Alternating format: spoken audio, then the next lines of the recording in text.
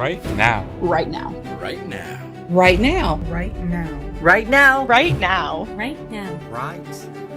Right now. Right now. Right now. Right now. Right now. Right now. Right now. Right now. Right now. Right now. Right now. Right now. Right now. Right now. Right now. Right now. Right now. Because it's time to write now. Right now. Right now. Right now. Right now. Right now. Welcome to another daily writing session. Today is going to be a continuation of a third draft line edit as I continue to push work on Scarecrow, nearing the end of Act 2 of my book. I'm going to show you my process as I do a live reading and a style line edit so I can get the second act ready for beta readers. Come join me. And by the way, if you're new here, welcome. I'm Kaufman, daily writing streamer, 760 consecutive streams and counting, and many more to come. I'm on a mission to help you, the writers of the world, with the mindset, motivation, and process behind writing a book. So come join me because we're starting right now. All right. And as usual, I have my writing software up. Hey, what's up, Ambrosia? Hello. My freaky fellow misfit in action. Always good to see you, my friend. So, yesterday's chapter was crazy. Bananas. The Coliseum chapter was beautiful. It was like, it's everything that I wanted it to be. So I'm very happy at how that came out. Yeah, I'm very happy at how Coliseum chapter came out. But unfortunately, Scarecrow almost died. Scarecrow almost did not survive the Coliseum battle. So we are on to chapter 26, The Great Escape. Will Scarecrow's friends, Sir Crow, Mr. Crow, and the wonderful Pebble, the pixie, be able to help him break free? Yes, indeed. I'm glad to pop in the last couple of weeks. Been hectic. Mom. Aw. Ambrosia, I'm so sorry to hear that, my friend. I'm really sorry to hear that. Anytime there's medical stuff going on with the family, that's so just mind-consuming and terrible. Hopefully your mom's going to be all right, and sending your family best of wishes. Sorry, my friend. And I think that's also why it's so cool when we have like a writing community like this where we can all like escape to and all come together. All right, let's see. What do I got? So let me throw up the banner. We don't want that one.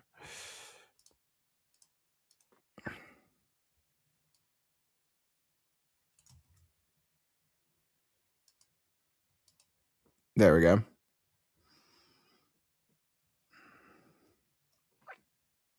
Aw. That sucks. Strokes are absolutely terrible. Hopefully she's able to recover from it though. I know a lot of people who make great comebacks from strokes.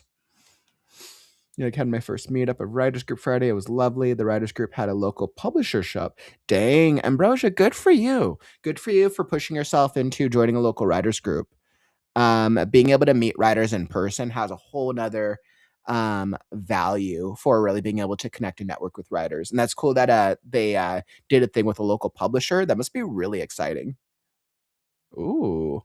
Ambrosia, exciting. Well, I'm here if you need that feedback, my friend. We're here to help you. I think next weekend is critique show too. I'm pretty sure next weekend we got the critique stream. That's super exciting.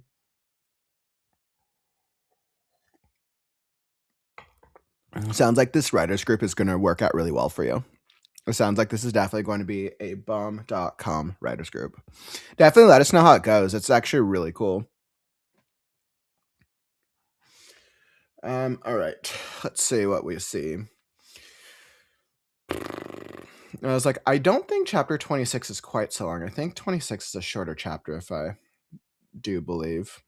5, 10, 15, 20, 20. Oh my goodness. No, it's not. It's a longer chapter. Oh my goodness. What do I do with this chapter?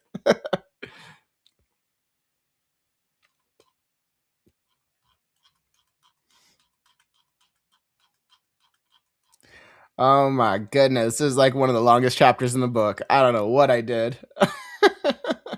Oh man. That's probably because there's so much that goes on in this chapter. Wow. Yeah, clearly this is the longest chapter in the book. Oh my goodness.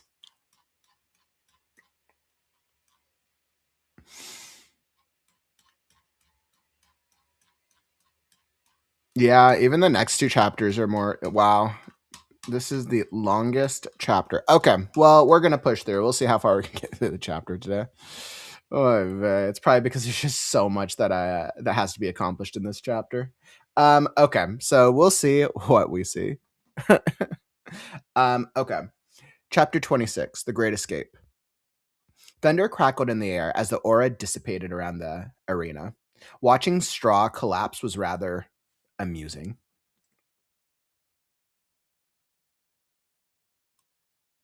Stroking his whiskers, he wondered whether the poor creature was a lucky coward. Such a strange smelling thing, and so plain, even against the gem thief. Scanning the field of fallen warriors, he eyed each of his tiny-tailed minions as they hooted while carrying off the living prisoners. A soft breeze tickled his whiskers. Casually, he knuckled the crown for reassurance. 14 deaths. 14 deaths! His battle-hardened whip roared. He purred as the last warrior collapsed, collective smells of soot, sweat, and burn rising off the collars, his tools. Vereen, pig, eagle, horse. Weaklings, he spat for good measure.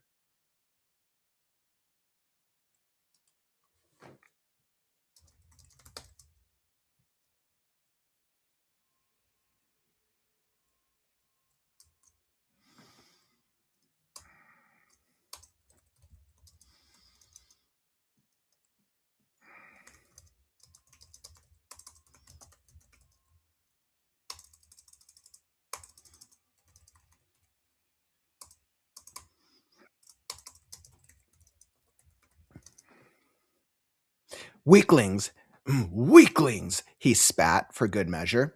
Eyeing the gorilla sounding off names and commands, he reveled in how much the surface, his command, had reforged them. Would they be enough? He clenched a paw as his eyes flickered to the far corner, spotting the eyes of death. Spotting? He clenched a paw as his eyes flickered to the far corner, spotting a pair of colorless minion eyes.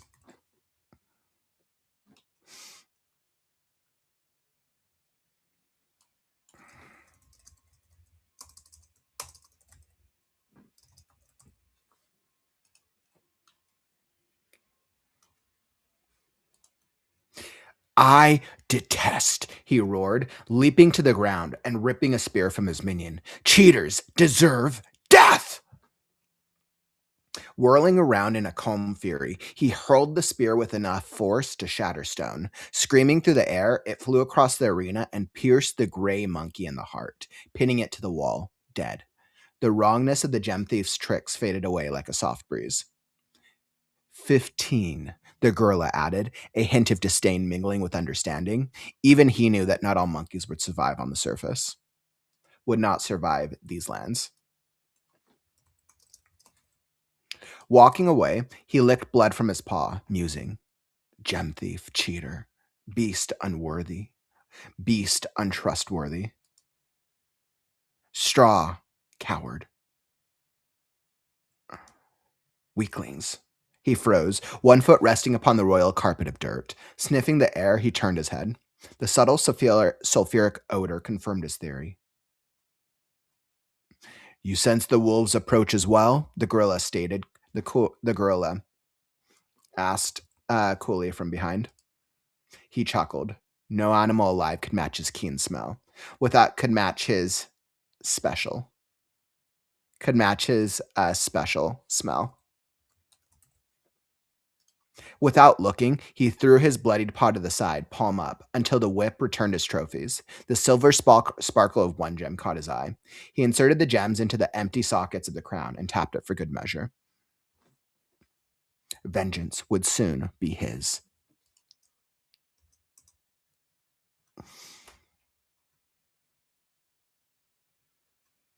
Yeah, it's interesting because I think this is one of the few times where I give a POV to a non-main character.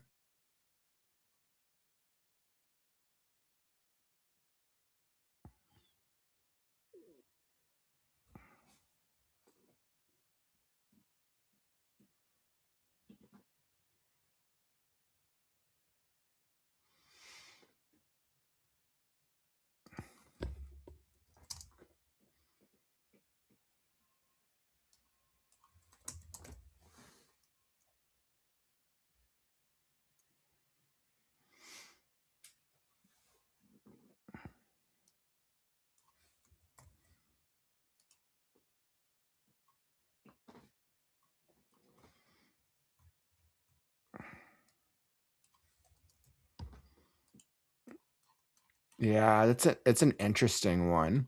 And it does a couple things that because it's like I don't need too much character development for him, but it achieves foreshadowing, it up the stakes. So it foreshadows that he has ulterior motives, it up the stakes, and it also pushes the pace along.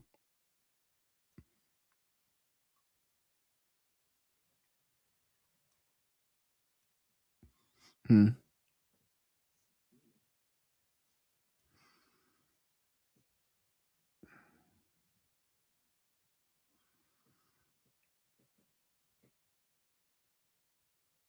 Wow, Ambrosia, that is so cool. This is like one of my writer dreams coming true. I'm so excited. That is so cool, my friend. I'm really, really happy for you.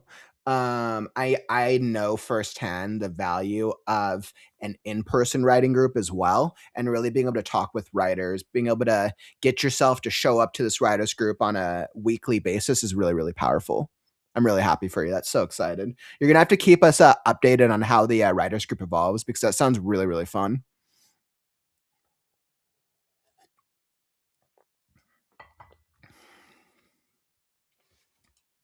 Old memories resurfaced. Close to the beginning now. Old memories resurfaced, returning him. Old memories resurfaced. Close to the beginning now. Cause, roars, and howls echoed within. Revenge, strategy, and love, his companions whispered.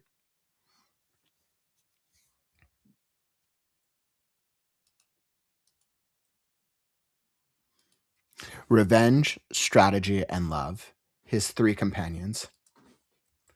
His three companions whispered amongst themselves. Returning to attention, he quirked his head. Returning to attention, Sir Crow. Sir Crow the third. Sir Crow quirked his head.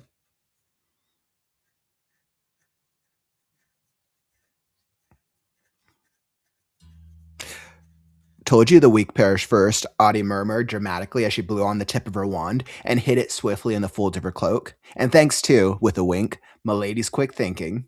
Lady Skunk rolled her eyes. Maisie clung to the wall, tears streaming down her face. He's alive. The squirrel's conflict reminded him of land dweller affairs of old. Teeth versus claw, paw versus talon, caws, cries, shrieks, echoing everywhere, nowhere, and all at once. He fought once many times, or he fought many times once. Who to say? Who's to say? Who was to say? Who's to say?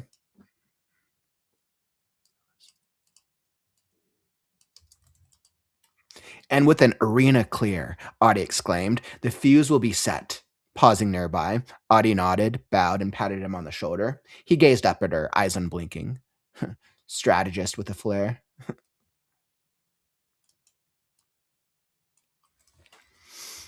The otter was the perfect strategist with a flair.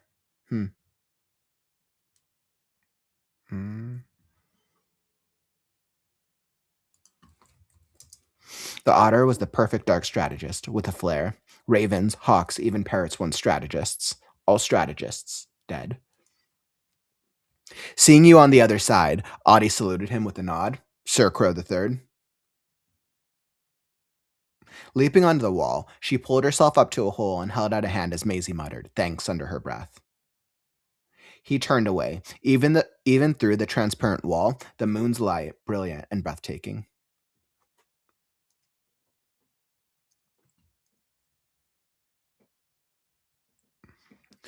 For all the creatures in the dark.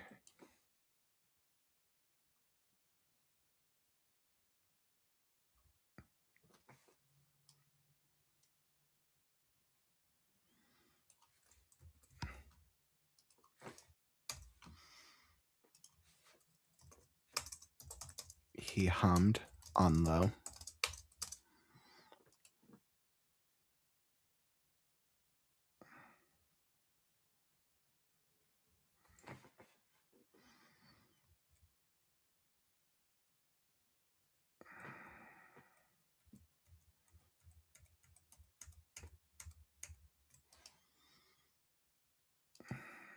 He hummed a distant melody, like a forgotten dream resurfaced. Love is death, Lady Skunk declared. Beside him, stoic, eyes locked on the moon. Her midnight blade's hilt gleamed in the moonlight, casting long shadows. Death is love, he cawed. Scarecrow, pixie, robot, quilt, raven, Thiel, the eyes. Younglings, all. Mind cleared, wings ached, talons weathered, belly empty. Sniffing, feathers musty. How old had he become? 1,000? 9? 1,000? 9,000? 1,000? 1,000? 9? 3? A shiny flew through the air. He caught it with his beak. Don't eat it.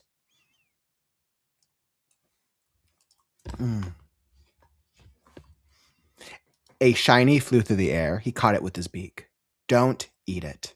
Don't take me for a land dweller, he retorted, feeling the weight, shape, viscosity, and depth of the object. He already knew its purpose, but waited for the words, but waited for instruction nonetheless.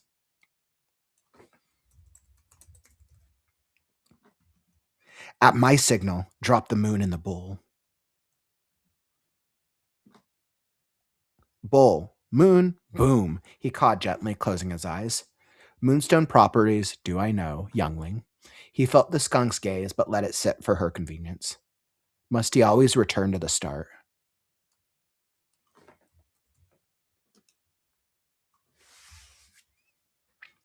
Yeah, wow. This is such like a different Mr. Crow chapter, or Sir Crow now, as he's like,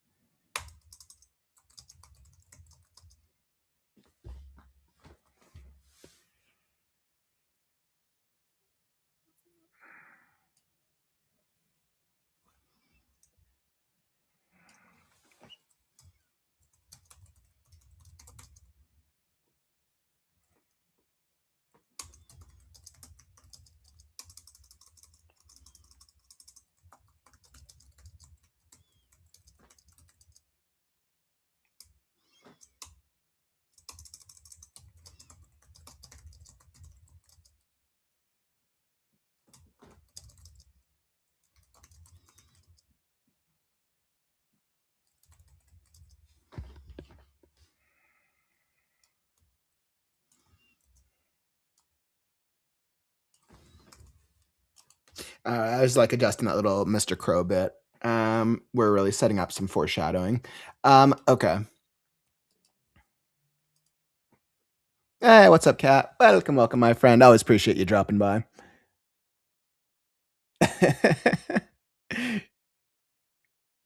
AmbrosiaBum.com. Maybe in future we might bring some to the channel. Wink, wink. Anytime, my friend. That'd be super cool. Kaufman, Cough fan t-shirts. Wink, wink.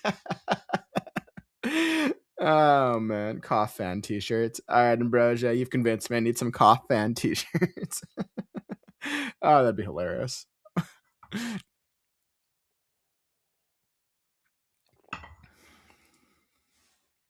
Pebble gripped tightly to Goldscale's back as they flapped steadily above the arena. Make sure those... Yep. Pebble gripped tightly to Goldscale's back as they flapped steadily above the arena. She had all but pretended Strawberry knew how to fight, while the Dragonkin meditated, defying Dragana or whatever Dumbo Jumbo he was on. She squinted. At least the night sky allowed them to be nearer the ground. Even close up, it was difficult to declare the living from the dead, from the unconscious.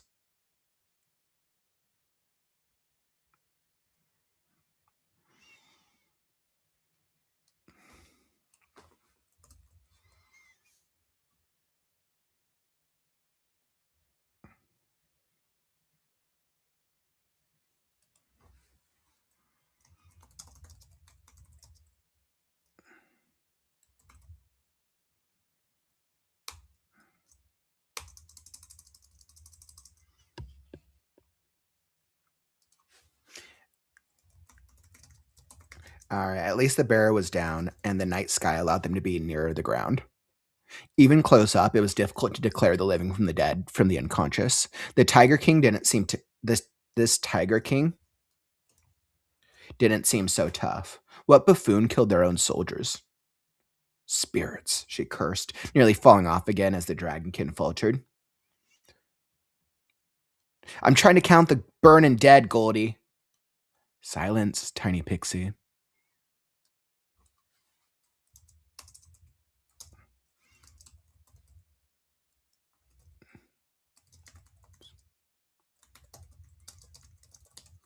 Silence, tiny pixie. The Dragonkin's words rumbled deep in her mind. I don't see any. Losing her grip, she rolled off. Cold air whipped her to and fro as she spiraled downwards. Great. Dropped to death by a Dragonkin. Just your luck. She refused to scream as her cloak flapped wildly in the wind. Nice work, Pixie. Killed by a dragon. Kin. With a death grip, she clenched her pocket to save the doll, to save the familiar from falling. A deep crimson glowed from within. A burning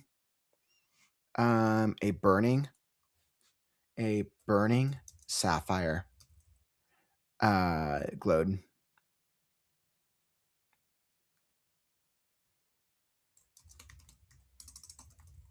A burning sapphire radiance glowed from within. With the death grip, she clenched her pocket to save the familiar from falling. A burning sapphire radiance glowed from within. A burning sapphire radiance made her pocket glow. Made her pocket, and thus her cloak, glow. Before she could respond, Goldscale swept her back up. Knew you would save me. Knew ya would save me. Knew ya would save me, she said, sitting backwards, arms crossed. Sister, hurt. Concerned, she spun around, carefully, dropped the act, and clung to his neck as he veered towards the ground. As they neared the outer edge of the Colosseum, Pebble pointed, shouting, "Look at the hole!" Glowing blue and red scales emerged from a dark hole in the wall, standing out like a beacon against the night.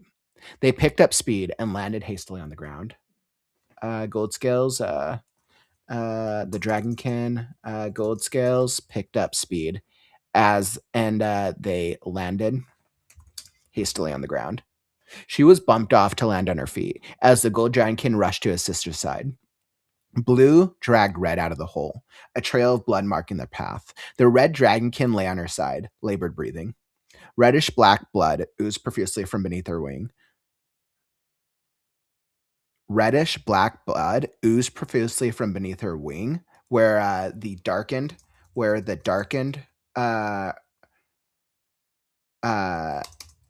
scar must have torn open.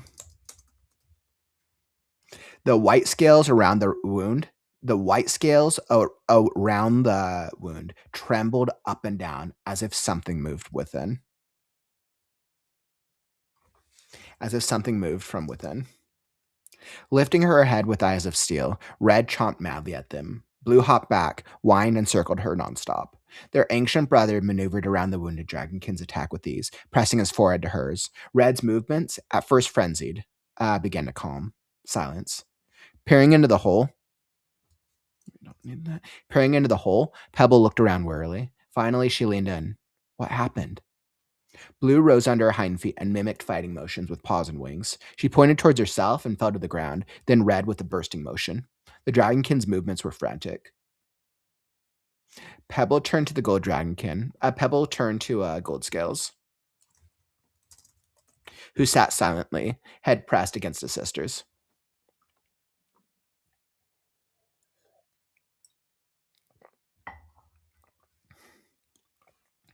Pebble turned to Gold Scales, who sat silently, head pressed against his sisters. Is Red going to be all right? Over her shoulder, with one golden eye ablaze, the dragonkin watched her. In a blink, he rushed forward, flung her aside, and pinned her against the wall with one claw. At first, Pebble swung, but despite their size difference, the grip was like that of giants, and his agility was something else altogether.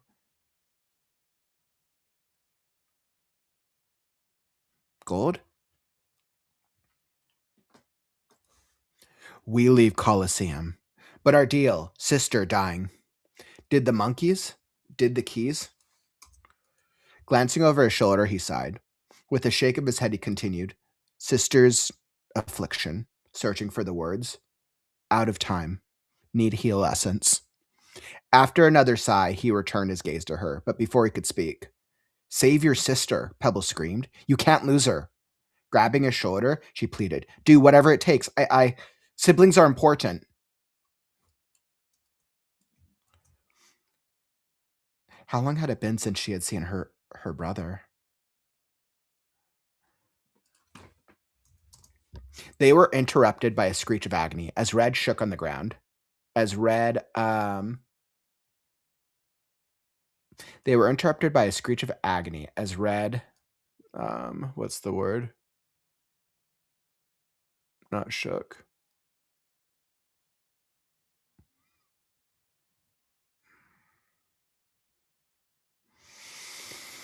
What's that word?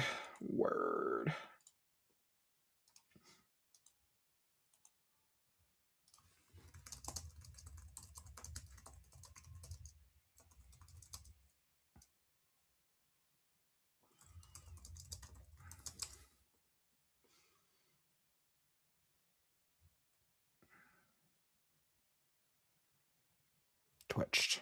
Red twitched on the ground. Black blood sprang everywhere. Gold Scales dropped her. She skirted around and leaned closer. Gold Scales dropped Pebble.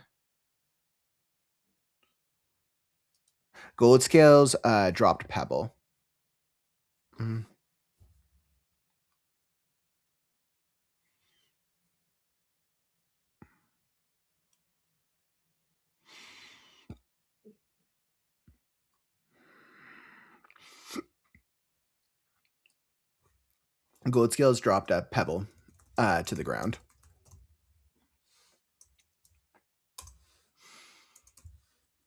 She skirted around. She skirted near the fallen dragonkin. She skirted closer. She skirted near Red with a firm salute. The red dragon seemed far away, but for the briefest moment there was recognition. Pebble hopped back as Red leapt at her, teeth bared, roaring. Goldscale circled underneath, wrapped his tail around Red's head as she shimmered and vanished. The gold dragonkin collapsed, trembling with a soft groan. The agony, he roared. Agony, he roared, returning to his feet, nodding to Blue, and leaping into the air. Returning to his feet, he nodded to Blue and leapt and leaped into the air. Returning to his feet, he nodded to Blue and leaped into the air. Each wing beat a clear fight to stay adrift.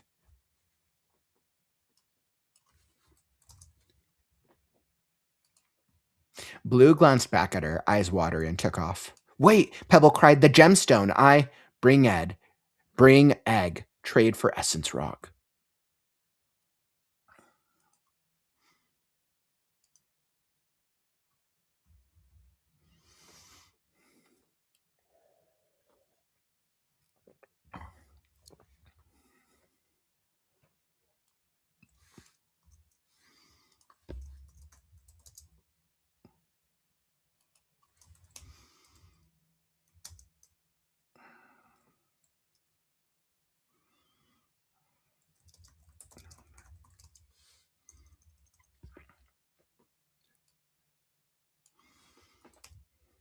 Wait, bring Ed. Bring egg. Trade for essence rock. His voice. His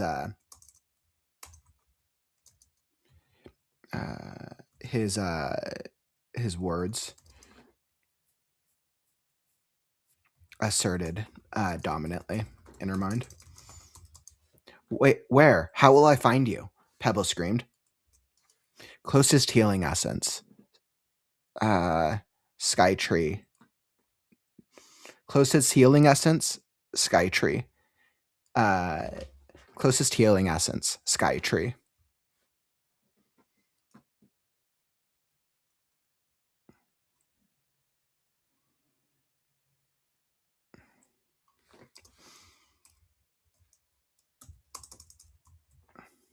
Sky tree, she murmured.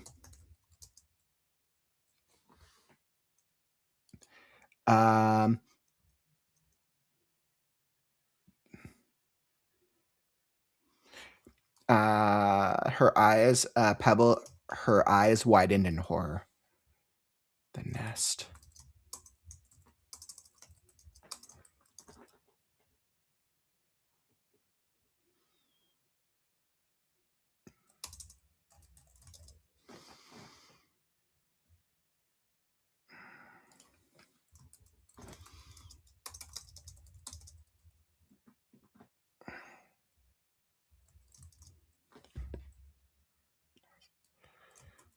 Her eye, okay.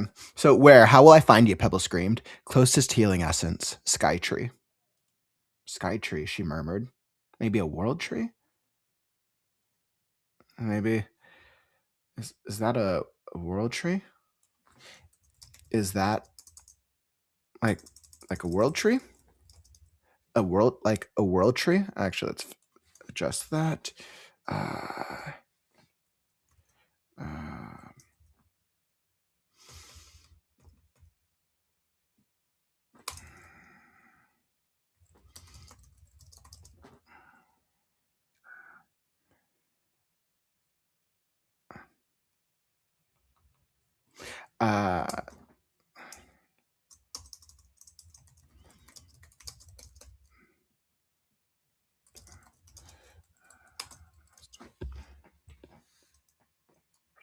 Now I can return that. I think that looks better. Where? How will I find you? Pebble screamed. Closest healing essence, Sky tree. Sky tree, she murmured. Like a world tree? Another name. Another name. The nest. Pebble's eyes widened in horror. A knot deep in the pit of her stomach coursed waves of adrenaline through her tiny frame. Coursed waves of adrenaline through her at the mere mention of that place. She brought her hands to her lips to shout, only to realize that she didn't know why she would be afraid. Dumb memory, she muttered, knocking on her temples. A loud hoot rang out, causing her to spin around and come face to face with a glaring key crawling out of the shadow depths of the hole.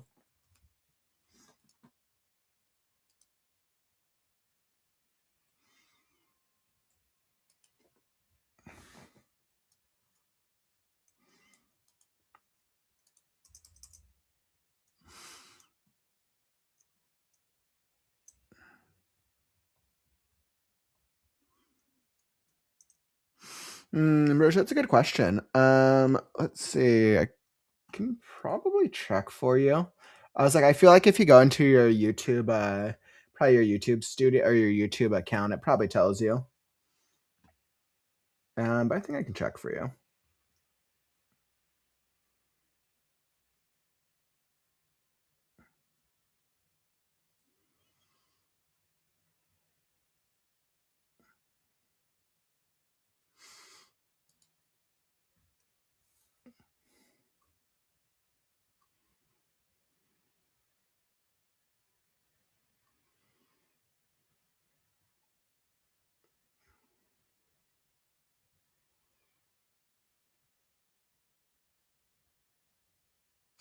It looks like, Roche, it looks like it expired already. So it probably looks like I think it expired yesterday. Oh no, yeah, it expired yesterday. Ambrosia. But I mean, you can always renew it at any time whenever you're ready for it. Again, no worries at all. I think our next critique group isn't for our next critique group will be in about 2 weeks. So,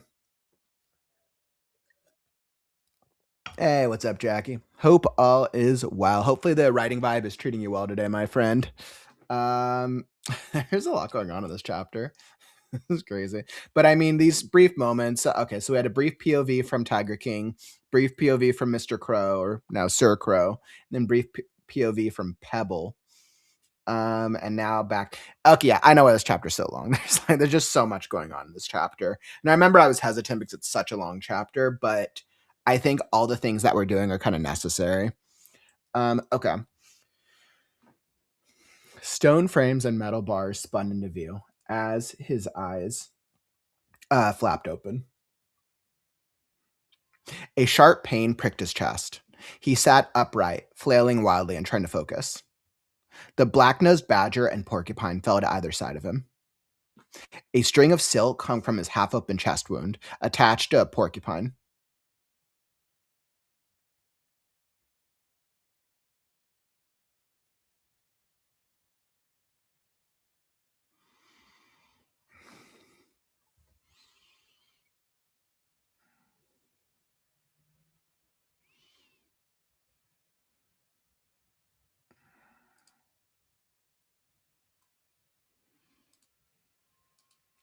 Stone frames and metal bars spun into view as his eyes flapped open. A sharp pain pricked his chest. He sat upright, flailing wildly and trying to focus. The black-nosed badger and porcupine fell to either side of him. A string of silk hung from his half-open chest wound, attached to a porcupine quill dangling loosely.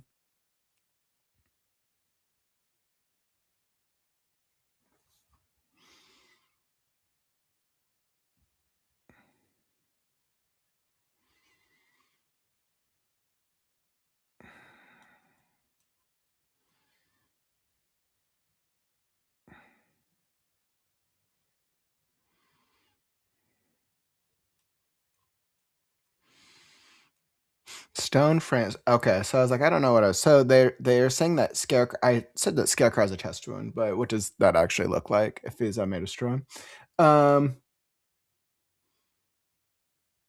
Stone frames and metal bars spun into view as his eyes flapped open. A sharp pain pricked his chest. He sat upright, flailing wildly and trying to focus. The black-nosed badger and porcupine fell to either side of him. A string of silk hung from his half-open chest wound, attached to a porcupine quill dangling loosely. His straw sinew was torn open. The straw-like sinew of his chest was partially torn open,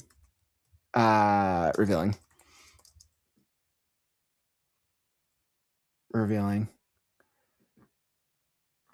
wads, revealing stuffing within.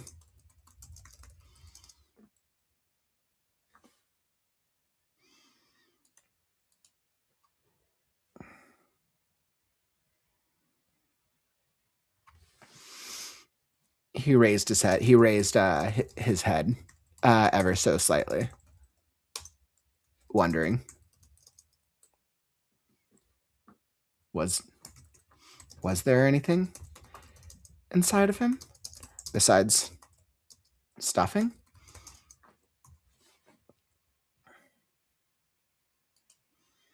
He raised his head ever so slightly, wondering if there was anything inside of him besides stuffing. Let them work, Scarecrow, unless you want to become a sack of straw and no stuffing, grunted Gore. The bear didn't know how close that hit home.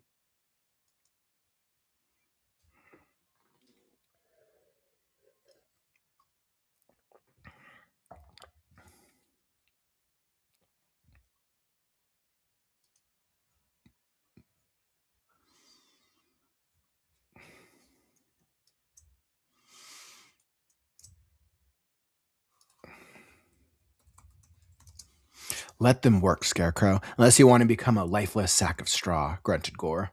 The bear didn't know how close that hit home. The grizzly sat against the nearby wall, paws holding. The grizzly sat against the nearby wall, paws holding his side, wound closed. Paws holding his side, wound closed. As King threaded a silk quill through the wound with his tail, Gore remained stoic.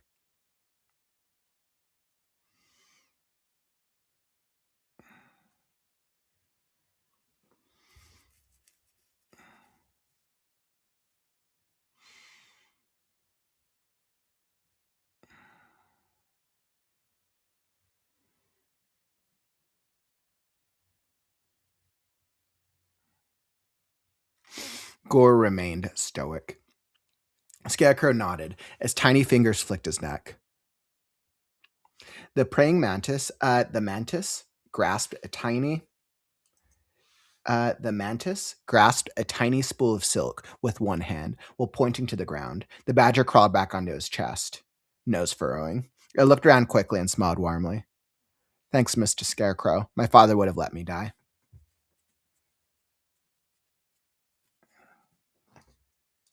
Thanks, Scarecrow. My father would have let me die. Badgers, easy prey, said the firm, prickly voice of the porcupine. Truce, the badger cried, crawling into Scarecrow's shirt. Can't take jokes, the porcupine muttered. The mantis flicked the porcupine's nose. Let's see, did I set them up as the mantis?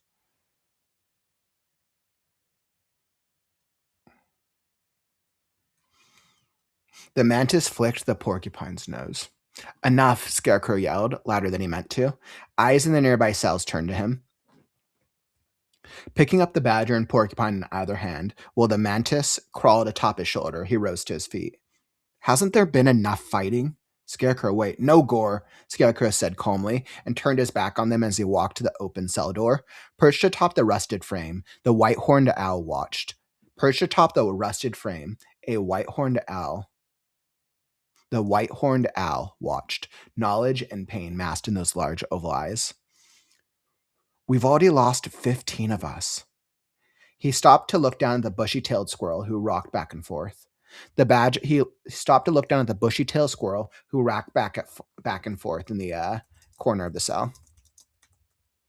Who rocked back and forth near the broken door. The badger and porcupine crawled up Scarecrow's arm so he could lower a hand to the manic squirrel who shied away fearfully. When we fight each other, we all die. Hesitantly, the squirrel reached out. Scarecrow offered a smile until the squirrel took his hand, rose up, and shook its head. Scarecrow offered a smile. Hesitantly, the squirrel took his hand, rose up, and shook his head, as if coming out of a trance. Easy words for a coward who hides like a cub, chided the jaguar, his tone rough and harsh. From a nearby cell, the golden-spotted jaguar sat in a circle, watching the hyena, who watched the turtle and possum, who watched the lion. Each animal eyed the others warily, ready to strike. The straw cub is all words, said the measured and deliberate lion. Licking his lips, he roared. Let's eat him next. And then what? Scarecrow asked. Kill the others until something else kills you? The predators watched him, making no attempt to move for fear of giving up ground. Scarecrow left his cell, walking to the center of the room. He eyed the various animals scattered like injured moths in the dark. The fire-eyed salamander huddled in a shadowed corner as a tiny flame burst from its lips. with a hiss. The weasel chewed at a metal bar near the platypus, who chewed at another bar, as if in a contest of willpower. as if in an eating contest. The weasel chewed at a metal bar near the platypus, who chewed at another bar, as if in a contest of willpower. Scarecrow walked through the cells. Only fear and panic looked back at him.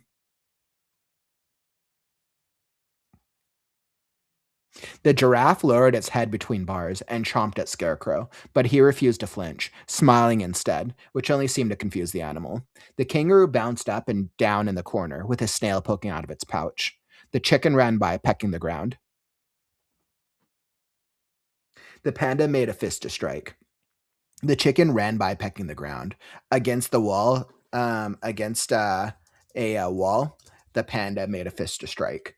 Even the raccoon with the missing paw lifted its head with a low shriek.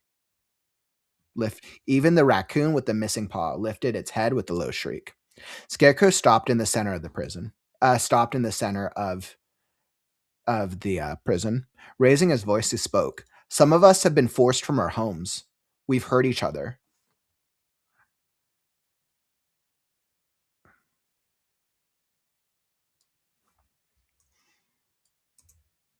We've hurt each other.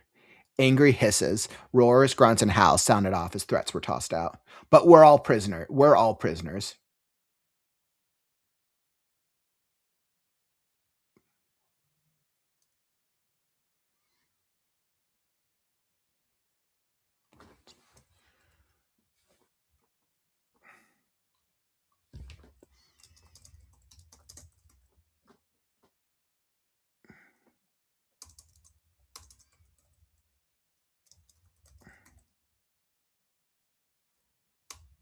Scarecrow stopped in the center of the prison. Raising his voice, he spoke.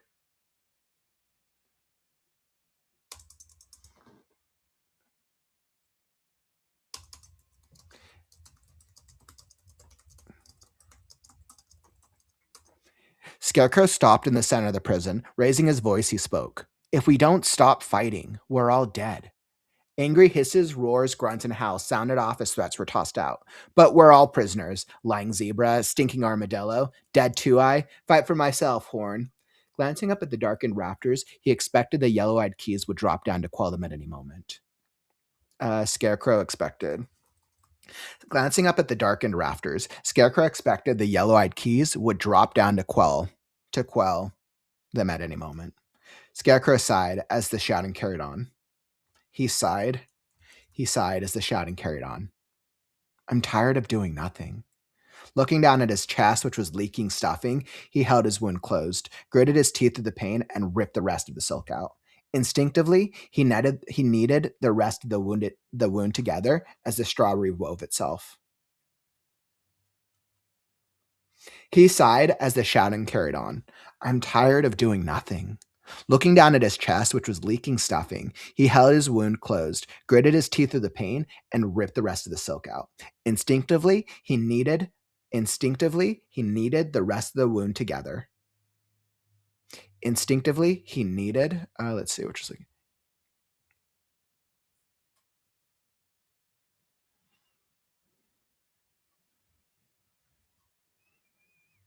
Looking down at his chest, which was leaking stuffing, he gritted his teeth. He gritted his teeth through the pain and ripped the rest of the silk out. Instinctively, he pulled the edges of his wound. Instinctively, he kneaded the rest of the wound. Instinctively, he pulled the edges of his wound closed. Kneading the straw sinew together.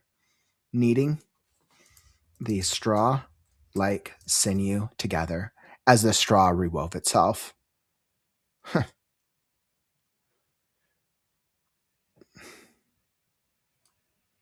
Maybe he was more resilient. Maybe he was more resilient than he thought. The field of shorn and mutilated scarecrows flashed through his mind, sending shivers trailing along his spine.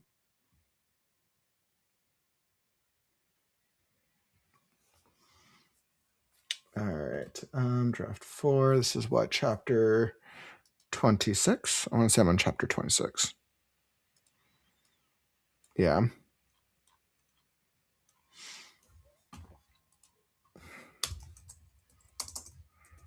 I'm making a note here. There's something I have to adjust the next time I do fixes.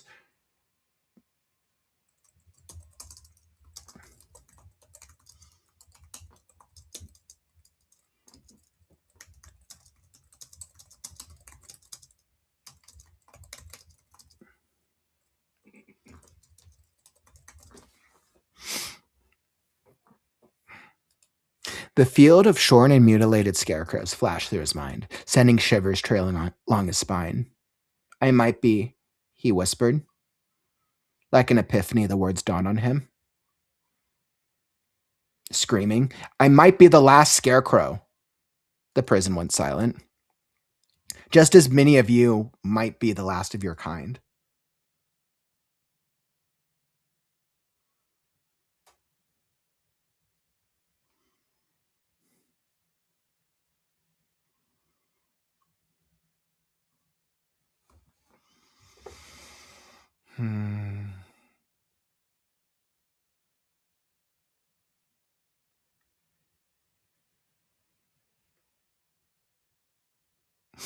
Screaming, I might be the last scarecrow. The prison went silent. Just as many of you might be the last of your kind. The last owl, the owl hooted. The last giraffe.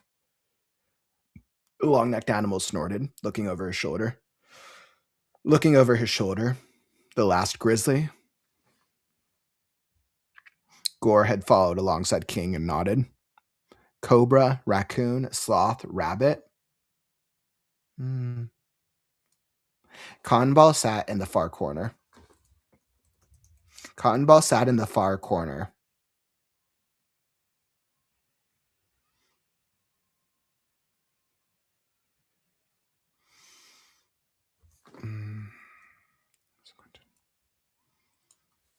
Cotton Ball sat in the far corner.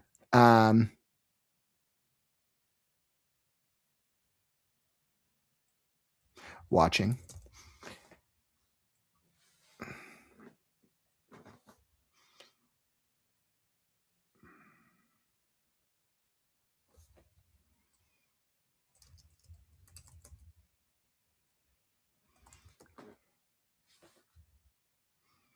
Cotton Ball sat in the far corner, watching inquisitively with lilac purple eyes.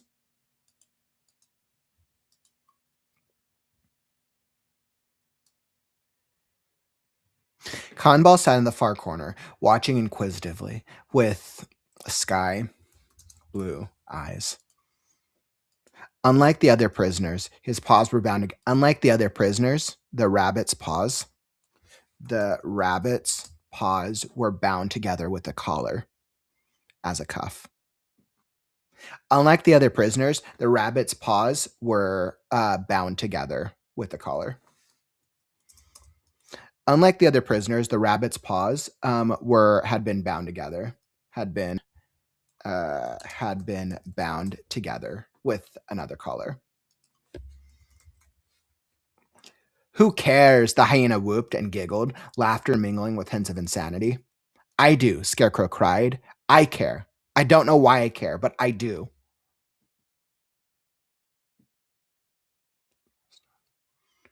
I do, Scarecrow cried. I care. Because nobody else does. I care. Because no one else does. Ever since my awakening, he gulped, realizing that all eyes were on him, large and small, soft and vicious, cruel and kind. This world is different. Storms that rain from the earth, tribes that kill to survive, dreams that aren't dreams. Fire, loss, despair, silence. Recollecting the last robot's final visions, he spoke softly. I've seen a vision of the past before the first demon. Howls, hisses, and screeches echoed out. Scarecrow looked in their eyes, feeling emboldened. Maybe he could make a difference. He might not be good with weapons or strategy, but he had a growing belief they shouldn't stand alone. But he might not be good with weapons or strategy. He might not be good with weapons or strategy, but he had a growing belief they shouldn't stand alone. We're stronger together, Scarecrow, echoed the boy in the red beanie's words in his mind. Let's escape together. Some murmurs of agreement bounced around the cells. Let's show these keys we're not prisoners. More murmurs, this time howls of agreement, echoed out. Let's break free. A few cheers and whistles rang through. And then let's fight the first demon together and save the world. Dead silence. Howls of laughter erupted from all corners of the room. Scarecrow tried to speak up, but his words were lost. Some animals rolled on the ground laughing, while others chuckled like it was a joke. Gore shrugged his shoulders while King rolled on the ground, gasping between bouts of laughter. Even though they were laughing at him, he realized it was the first time many of them had smiled. He couldn't help but smirk as some of the rivals, like the jaguar and the hyena, or the weasel and the sloth, let their guards down momentarily. Come on, we have to do something, Scarecrow tried to interject above the noise. It's not like freedom will fall from the sky. A loud thud and a hoot rang out from the rafters above. Out of the shadows, a large key plummeted to the ground and crashed to the floor, dead. There, I was like, all right, I had to do an irony moment. It's funny because this is I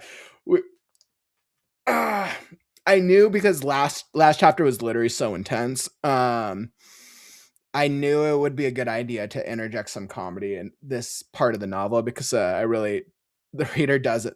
I really want the reader to feel like things might look up momentarily. Because the next chapter is crazy. The next chapter like takes the craziness and ups it by 10. Sir Crow, all right, scene break.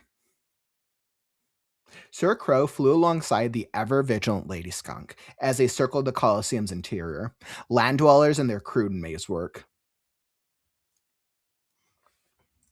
He noted, Lady Skunk as they circled the Colosseum's interior, land dwellers and their crude maze work. He noted, land dwellers and their crude maze work. Walls marred with weight, sconces burning like ash, frames of an arachnid construct? No, yes, maybe.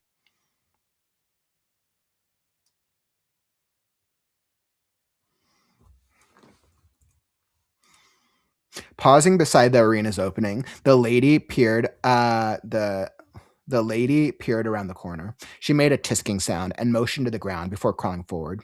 He followed suit, noting the scattered monkeys on the upper level of the arena. Staying low and near the edges, they crawled through the arena floor.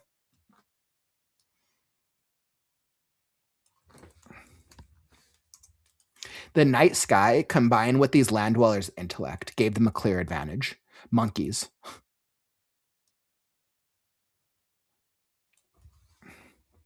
The moon overhead was quickly departing, indicating daybreak was near. Precisely 1,429 seconds to execute. He poked her tail, pointing at an incoming group of monkeys hooting amongst themselves. Lady Skunk gripped the carcass of a wildebeest's remains, covering herself. He followed suit, resting his head gently. Eagle's lifeless eyes stared at him. Eyes. Something dreadful remembered. Something dreadful. Eyes.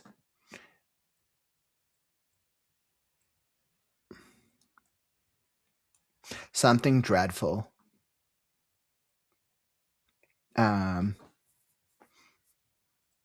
Echoed in his mind.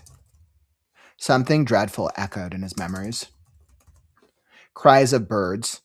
Eyes. Something dreadful echoed in his memories. Cries of birds, hawks, ravens, and owls. Something dreadful reverberated in his memories. Cries of birds, hawks, ravens, and owls echoed. Caws, screeches. Eyes need help. Save the younglings.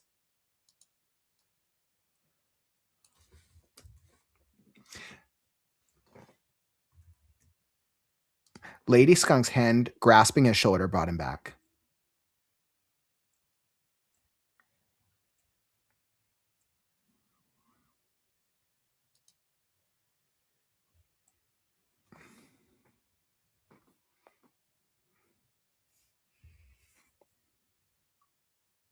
Lady Skunk gripped the carcass of a wildebeest's remains, covering herself. He followed suit, resting his head gently. Eagle's lifeless eyes stared at him. Eyes. Something dreadful reverberated in his memories. Dreadful sounds. Let's go. Dreadful sounds reverberated in his memories, in his mind, in his head. Cries of birds, hawks, ravens, and owls echoed. Caws, screeches. Eyes need help. Save the younglings. Lady Skunk's hand grasping his shoulder brought him back. The monkeys had long since passed. She watched him, large midnight eyes swirling with curiosity, rage, or love. She hissed low and wordlessly, accompanied by a single nod towards their destination. Scarecrow jumped up into the air and flew low around the arena floor, sticking close to the wall. He weaved in between two more dead and bloodied animals, an upside-down warthog with a pole sticking forth from its underbelly, and a gigantic antlered moose on its side, brought down by one too many predatory bite marks. They approached the arena's other exit, but flew above it as a group of monkeys sauntered out on all fours, looking for something or someone. He rose to the second floor. All weapons were placed in precarious positions up here. For what purpose? Many might see nothing, but he saw strategy. Pincer? Ambush? Quad?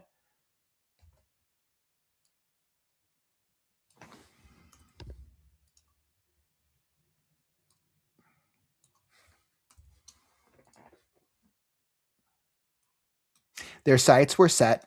On the room with a hole blown in the wall.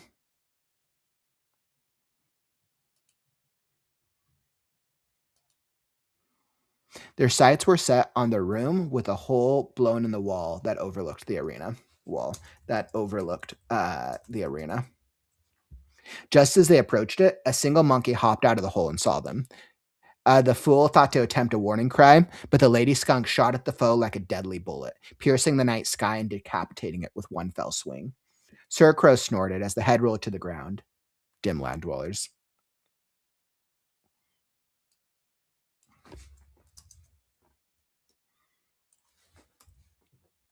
Lady Skunk held up a single finger to halt. Her blade gleamed with a deep, vibrant midnight blue aura, ready to strike again. Luckily, that land dweller appeared to be alone. Disgrace. These land dwellers had poor strategy and laughable defenses. He could have done better with 2 sparrows, a pigeon, and a quail.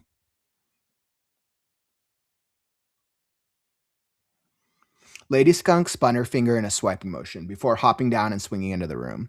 Dropping his head to peer inside was an empty armory with a crude chair draped with animal hides, facing bare walls with empty hooks and a whole sack of glittering jewels in the center of the room.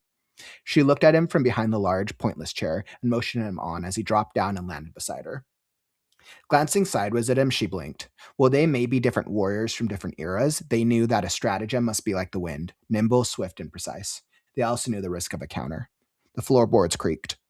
Lady Skunk rose to her feet, a proud warrior with an icy demeanor. What a most peculiar smell in my throne room. A crow that's not a crow and a loveless traitor. Purred a deep, aggressive voice. Scarecrow poked his head around the chair, standing by the room's entrance was that precocious Tiger King. Okay, so at this beat,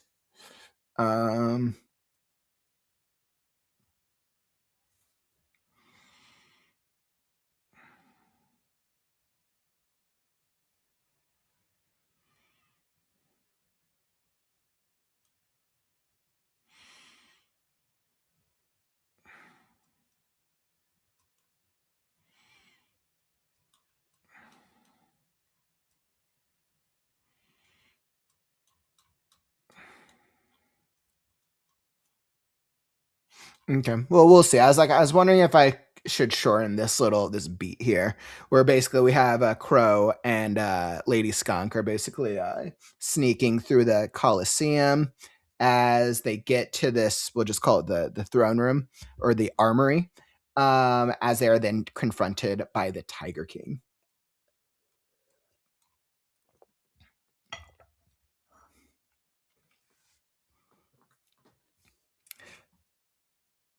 Such a moving speech, echoed a boisterous, sing-songy voice from the rafters above. Such a moving speech, echoed a boisterous, sing-songy voice from the rafters above. Quick, fiery bursts flared out above, and flared out in the shadows above. Quick, fiery bursts flared up from the rafters, as hoots were followed by more keys falling to the ground unconscious. And finally, an otter somersaulted to the ground, dragging a squirrel through the air, and landed. And finally, an otter somersaulted to the ground, dragging a squirrel through the air.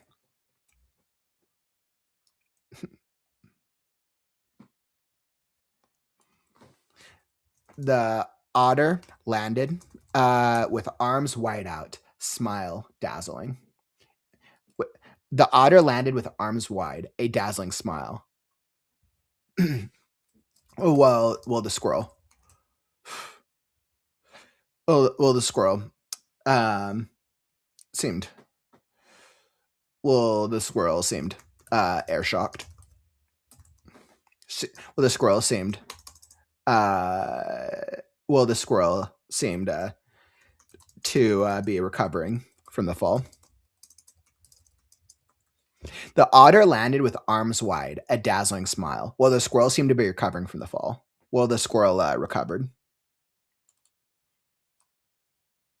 Well, the squirrel seemed shocked.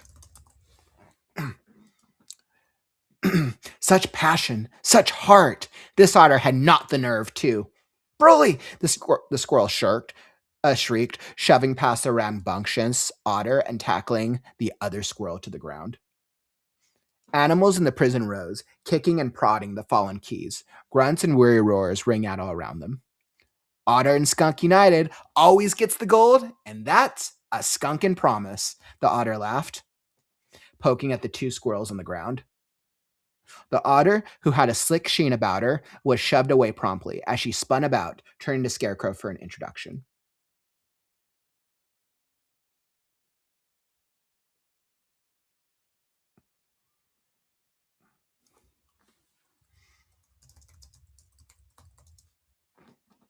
The otter, who had a slick sheen about her, was shoved away from the squirrels promptly. She spun about, turning to Scarecrow for an introduction. Just then, the prison door burst open as a screaming key, back and tail on fire, ran blindly. Screaming wildly from atop its head, "Fly, my pretty, fly!" was none other than Pebble. Was none other than the pixie. Scarecrow jumped out of the way as Pebble hopped into his hand. Scarecrow jumped out of the way Scarecrow jumped out of the way as she hopped into his hand, and the key crashed to the ground, smoking and twitching. "Pebble!" Scarecrow cried ecstatically. She hugged him voraciously around the neck.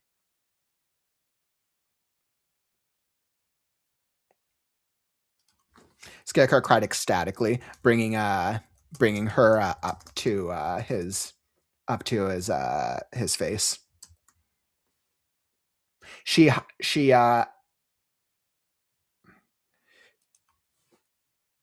hugged him voraciously around the neck, whispering, "Missed you, you dumb straw brain."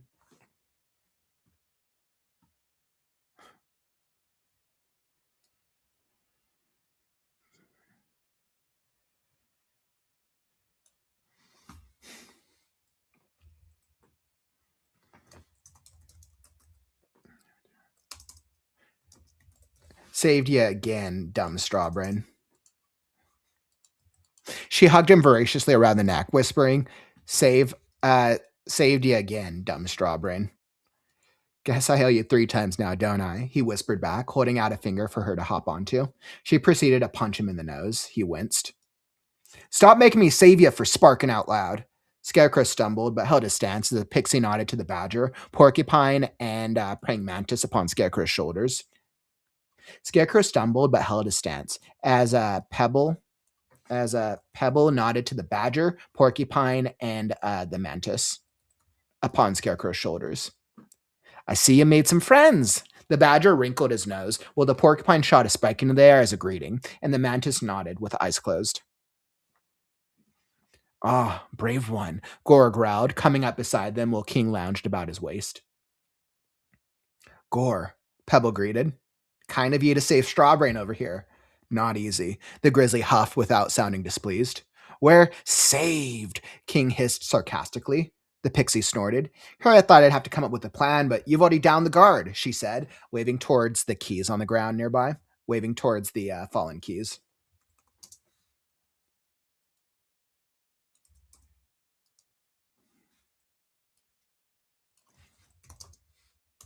And here I thought I'd have to come up with a plan, but you've already downed the guard. Down the guards, she said, waving towards the fallen keys.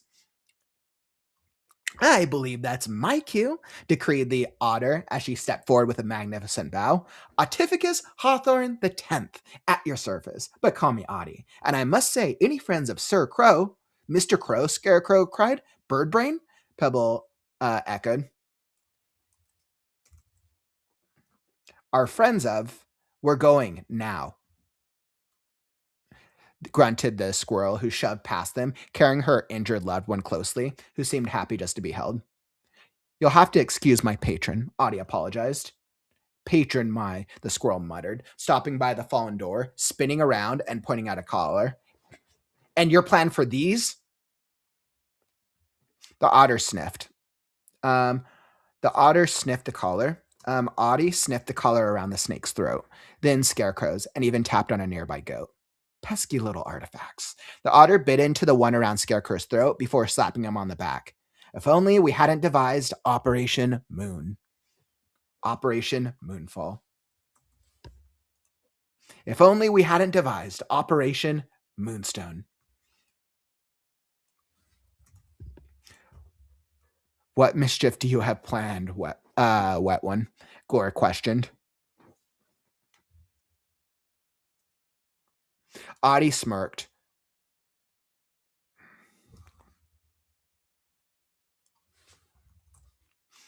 What mischief do you have planned, sleek one? Gore questioned. Audie smirked, winked, and whistled. Audie smirked, winked, and whistled as she motioned them towards the hall. Audie smirked, winked, and whistled, motioning them towards the hall. Scarecrow turned around, peering out upon the other prisoners crowded amongst the cells. Many of them remained where they were, despite the fallen keys. He felt his own collar, realizing what was stopping many, save for the lion and the kangaroo, who brushed past them with indifference, charging ahead at full flight. We can't just leave them to die, Gore. Pebble, we must set them free. Pebble finished with a firm nod. Looking off in the distance, she smiled wearily. Coliseums are dumb.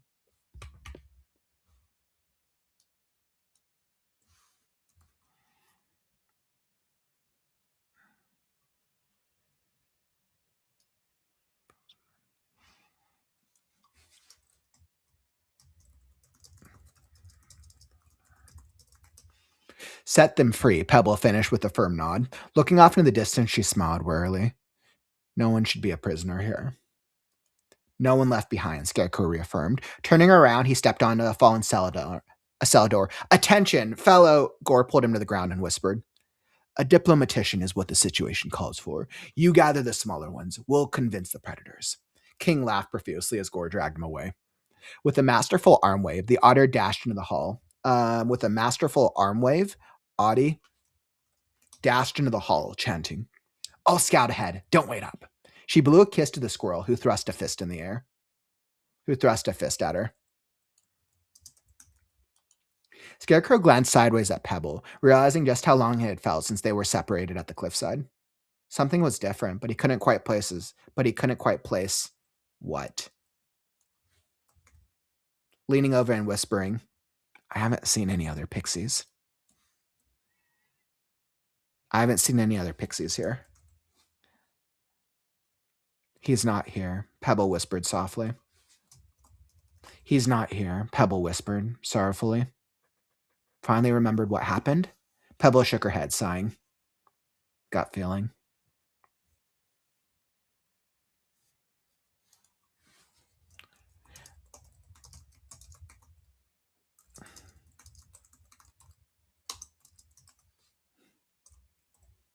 Pebble shook her head, sighing.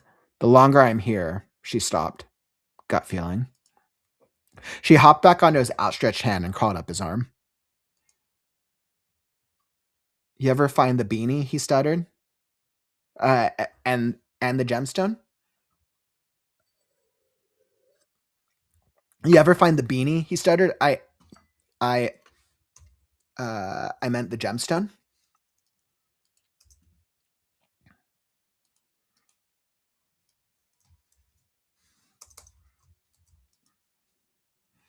Pebble opened her mouth, looking up to the others. Pebble opened her mouth, looking up to the other little critters on Scarecrow's shoulder, gazing down at her. She shook her head. Any chance you still have that egg? Surprise, Scarecrow shook his head.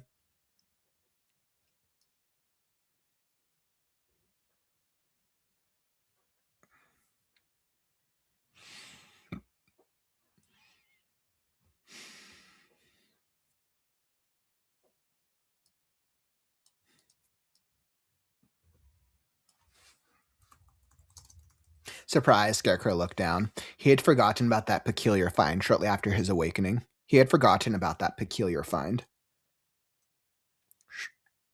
Shortly after his awakening in the fields. He shivered. Nope. Spinning around to the others, he hid behind a smile. Who's ready for a great escape? The skunk and the tiger clashed against one another again and again. Two warriors in a dance of death, claws against blade. They circled, spun, swung, and kicked as if by routine. The skunk leaped over and slashed at the tiger, who kicked the blade away, grabbed her tail, and slammed her to the ground. The skunk leaped over and slashed at the tiger, who kicked the blade away, grabbed her tail, and slammed her to the ground. She scurried, but let's go. But she scurried between his legs and jabbed him in the gut.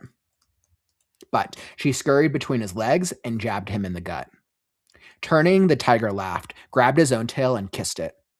And here I thought this lady died of a broken heart. The tiger's laughter boomed around the armory, boomed around the room.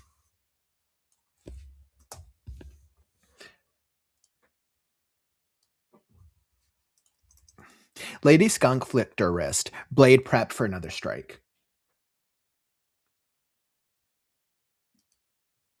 And I think he had...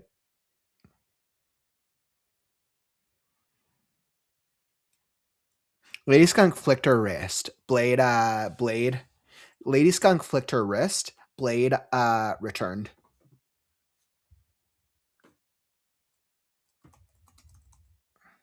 Lady Skunk flicked her wrist. Blade. The blade appearing. Lady Skunk flicked her wrist. The blade reappearing in her hand. Lady Skunk flicked her wrist. The blade reappearing in her outstretched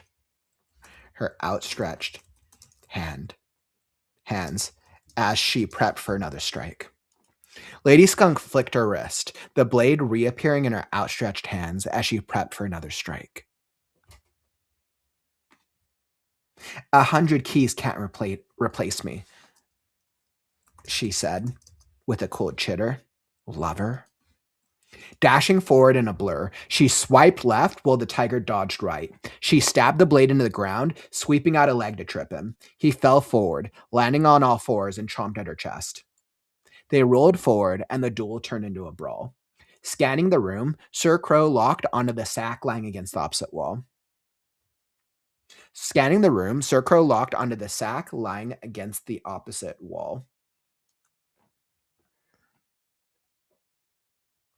Sir Crow locked into the sack lying against the opposite wall. I think in the first speed, I'd said it was in the center of the room. I'm going to fix that because that's an easy fix.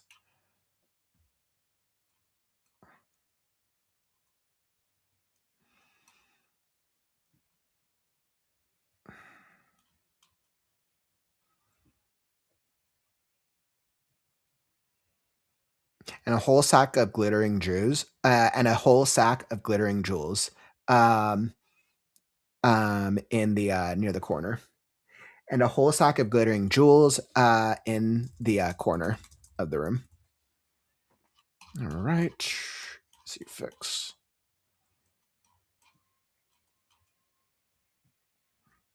Scanning the room, Scarecrow locked onto the sack lying against the opposite wall. Shiny sparkled from within. The two appeared distracted by their lover's quarrel.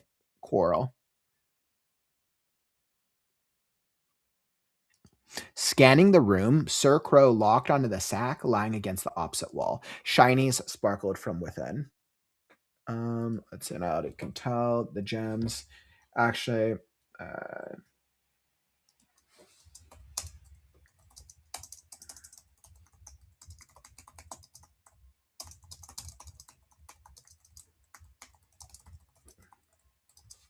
scanning the room, Scarecrow locked onto the sack lying against the opposite wall. Shiny sparkled from within. The two appeared distracted by their lover's quarrel. Such land dwellers. Such predictable land dwellers. He took off and flew straight for it, landing easily and gazing at the weapons, gems, and gazing at the sparkly. He took off and flew straight for it, landing easily and gazing at the shinies sparkling within. Distant voices penetrated his thoughts. Attack with the trillion pieces. Save the green from cruelty. Break me free. Power is yours. Scarecrow cawed with laughter at the insanity attempting to permeate his mind. He pecked at a green gem, the voice growing stronger, and ate it until the voice ceased. Eyes. He closed up the sack and lifted it into the air, but something gripped his tail feathers.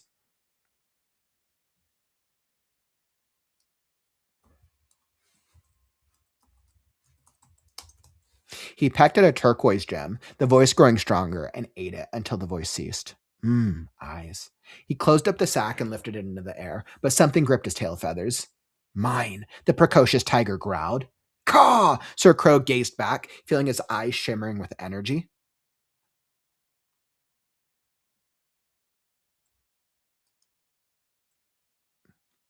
What are you? The tiger roared, the first hint of fear touching his voice. Your fight is with me, the skunk roared. Lady Skunk roared from midair. Her blade coming down to strike him dead. Laughing, the tiger caught the blade between his teeth. In one circular motion, he rolled over and chucked them both across the room as shinies scattered everywhere and keys shuffled inside.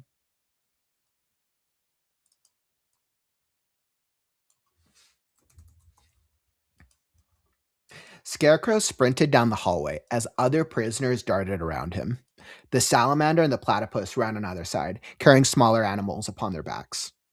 At the same time, the larger species, like the rhinoceros or the bucketed cataphont, trailed along far behind them. There must have been 50 animals trying to escape. Some had already run ahead, while others stayed behind out of fear, like a controlled stampede dashing for freedom.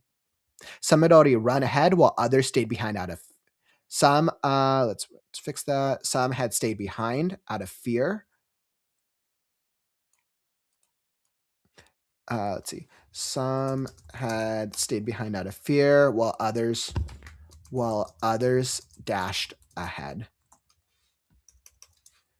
Like a controlled stampede dashing for freedom.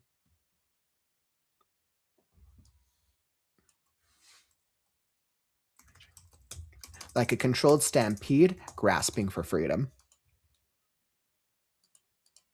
Gore ran ahead of them with King curled around his neck, and the mantis blade. Gore ran ahead of them with King curled around his neck, and the mantis. King ran ahead of them with King curled around his neck, and the mantis on his head, blades at the ready. Gore ran ahead of them with King curled around his neck, and the mantis on his head, blades at the ready. Glancing up at the empty, darkened rafters, Scarecrow kept expecting glaring yellow eyes to stare back, but there were none. Wherever their captors had gone, they weren't here. He had mentioned it to Gore, who only grumbled about the philosophy of captivity. Hey, Pebble, did you have to fight many keys getting in here? The pixie stood vigilantly, arms crossed upon his right shoulder, shaking her head. With an eye roll, she muttered, "One problem at a time. Dumb monkeys are probably sleeping and eating fruit." Scarecrow was ecstatic to have her back, but something about her demeanor was different. Something about her demeanor was changed. She glanced at every crevice, peered around every corner. And seemed distant as if searching. The moment he mentioned her brother, she closed up, kicked him, and said to focus on the escape. The badger tugged on his sleeve. The hallway opened up ahead, and the familiar trek to the arena was all too memorable. Strands of night air seeped through the cracks in the stone walls.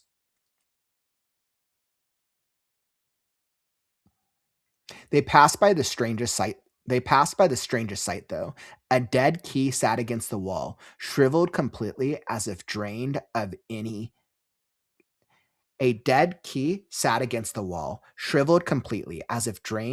complexion. With hollow eyes, mouth agape, and darkened blast marks surrounding their corpse, the look was haunting. Scarecrow glanced at Gore, who shrugged,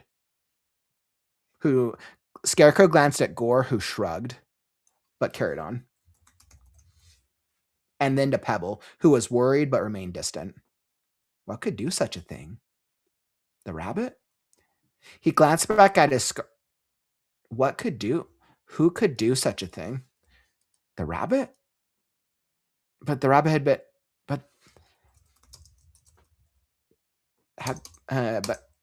hadn't Kanba been in captivity with them? He glanced back at his scarred, furry foe.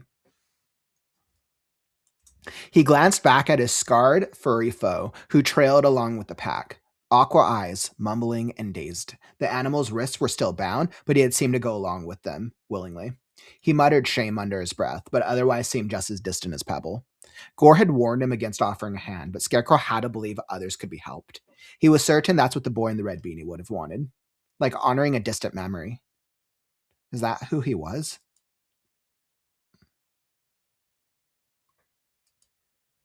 Scarecrow nearly ran headlong into Gore due to the bottlenecked animals leading out to the arena.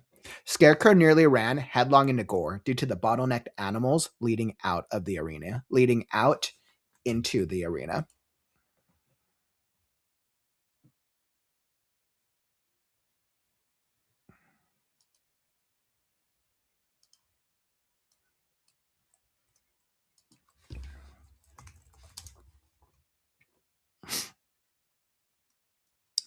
What's wrong? Scarecrow asked as he pushed to the front alongside the grizzly bear and a few of the others.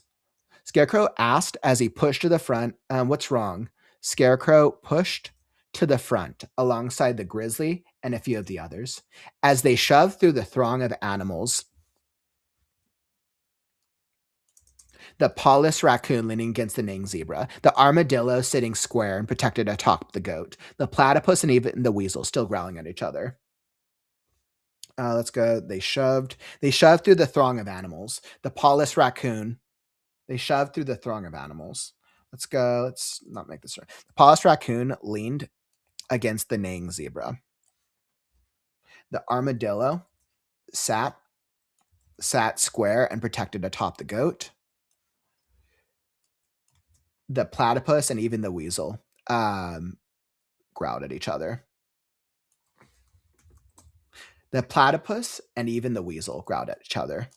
Up ahead, a small sliver of morning light crested the center of the arena, where the brazier was upon the podium.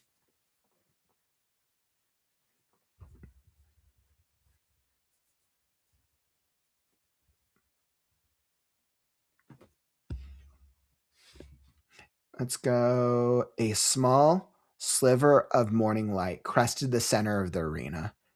A small sliver of morning light crested the arena from above. Gracing, touching the brazier upon the podium. A small sliver, we don't need small, a sliver of morning light crested the center of the arena from above, touching the brazier upon the podium. Near the front, the lion, the hyena, near the front of the pack, near the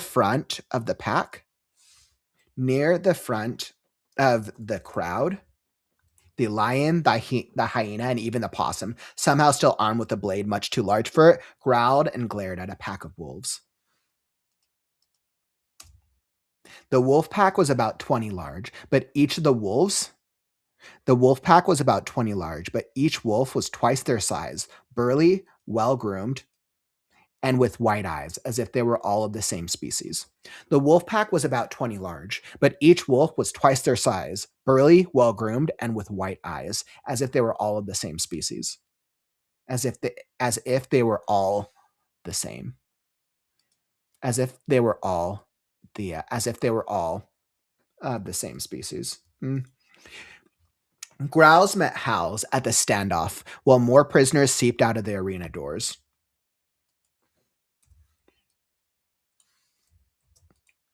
Growls met howls at the standoff. More prisoners seeped out of the arena doors. As Scarecrow pushed to the front, he realized what caught the wolves' attention. Splayed on the ground between them was a bloody mess.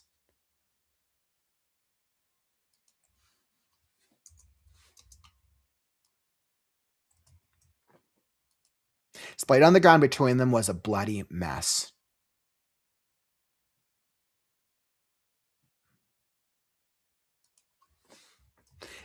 It resembled the remains of the poor wolf. It looked like splayed on the ground between them was a bloody mess. The remains of the poor wolf who had been the Tiger King's victim. Scarecrow sighed as he walked past the animals, whose growls hesitated momentarily, eyes locked on him. The wolves snarled at him, one near the front even stepping forward with a fierce bite, saliva dripping.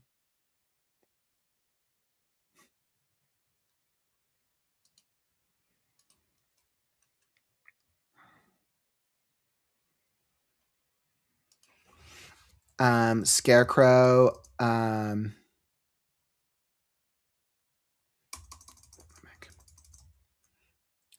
Scarecrow, let's go with that.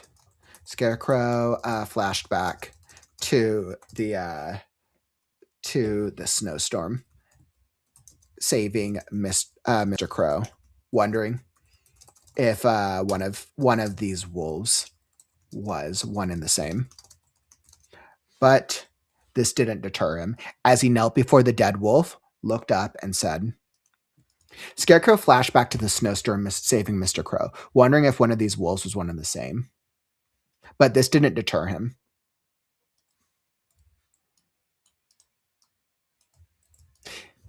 This didn't deter him.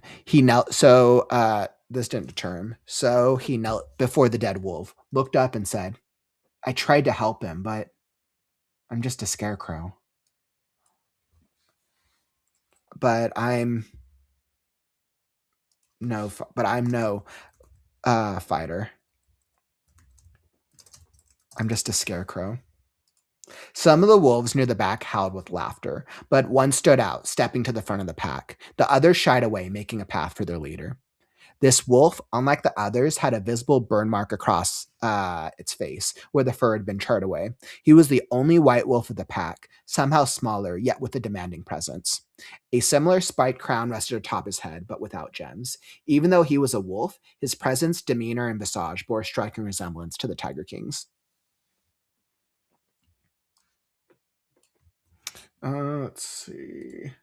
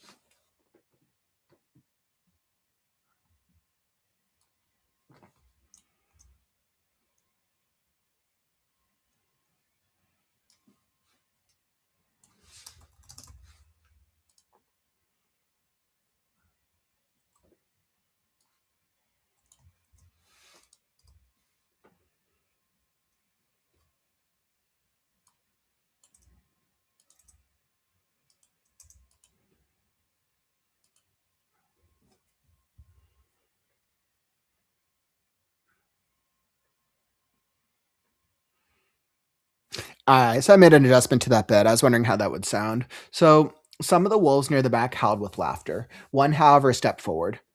The pack shied away, parting instinctively to make way for their leader. Unlike the others, this wolf bore a visible burn scar across his face, fur charred clean to the skin. He was the only white wolf among them, smaller than the rest, yet commanding in a way that stilled the air. A spiked crown rested atop his head, void of gems. Though he was a wolf, his demeanor and visage bore a striking resemblance to the Tiger King's.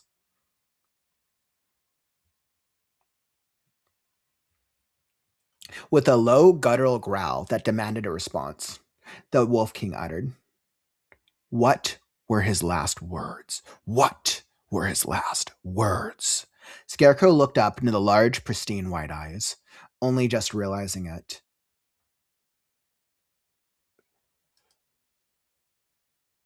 "Moon calls for blood." All right, which means I have to add that. I was like, I don't think I added this.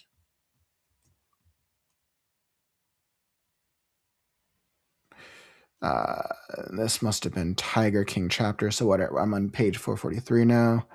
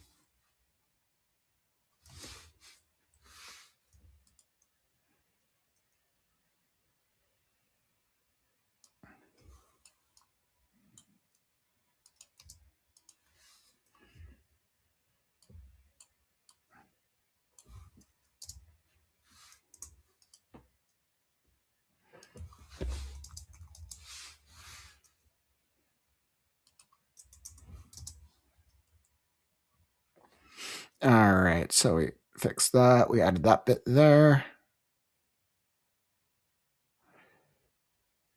All right.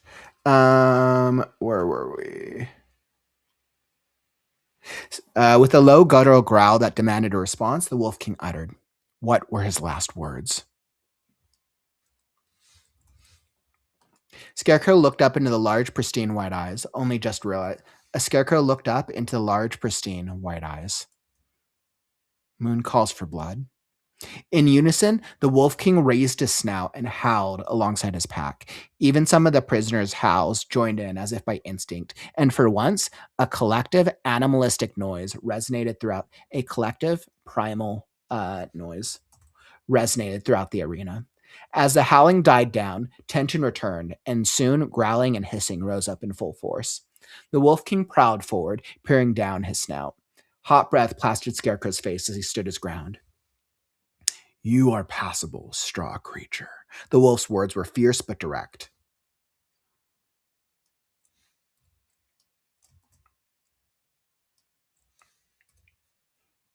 "However, you trespass upon my kingdom."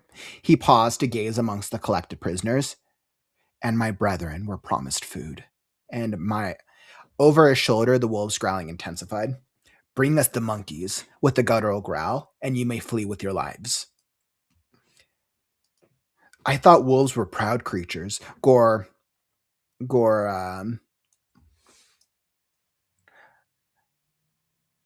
What's that? I thought wolves were proud creatures. Gore. Challenged. I thought wolves were proud creatures. Gore. Challenged as he lowered into a battle-ready stance. The Wolf King laughed. My pack lives. Where are the grizzlies?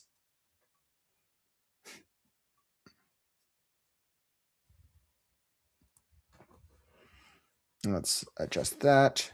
My pack lives. The Wolf King laughed.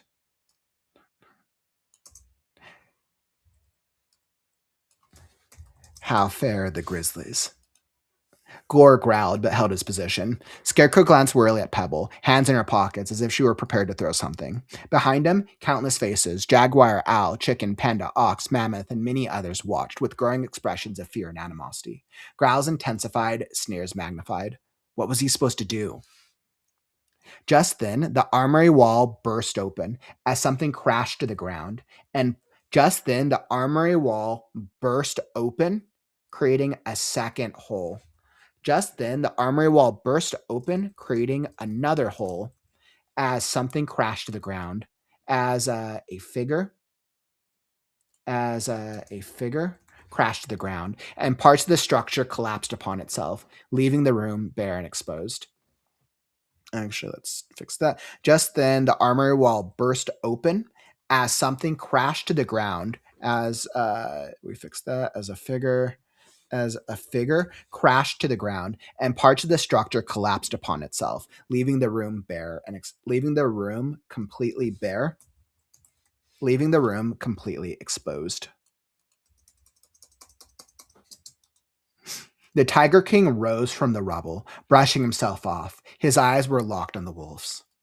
Welcome to my Colosseum, he roared, pushing forward his crown. The Wolf King stepped forward from his pack with eyes of steel. Always playing the fool, Tiger Cub. Only a fool accepts a dinner invitation, the Tiger King barked, snapping his fingers. Keys of all shapes and sizes stepped out of the shadows on the second floor, surrounding them.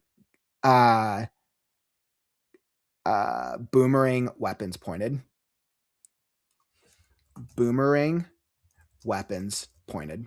Fire! The Tiger King roared. Scores of nets were let loose from all of the weapons at the unsuspecting wolf pack.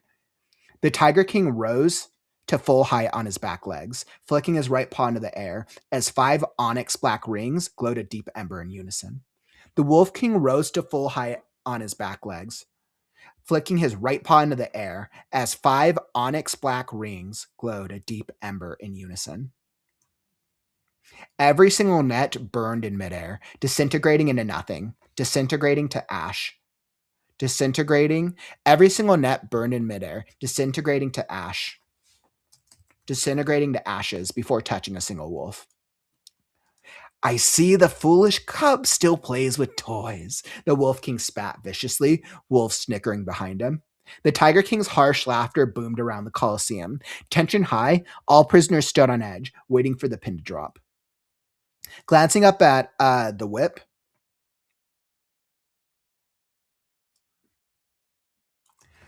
Scarecrow glanced up at the whip, who stood, weapon drawn, and smoking amongst his keys from the second level.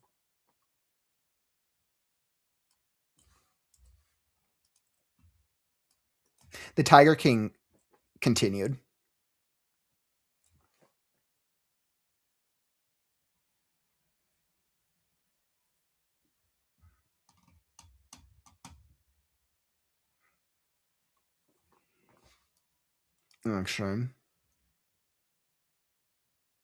Actually, let's go.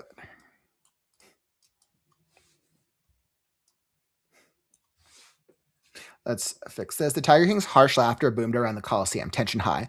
All prisoners stood on edge, waiting for the pin to drop. He glanced up at the whip. We'll make this a new paragraph. The Tiger King glanced back at the whip, who stood, weapon drawn and smoking amongst his keys from the second level. Betrayed by the night? From within the rubble, a rock flew into the air as Lady Skunk jumped to her feet. As a skunk.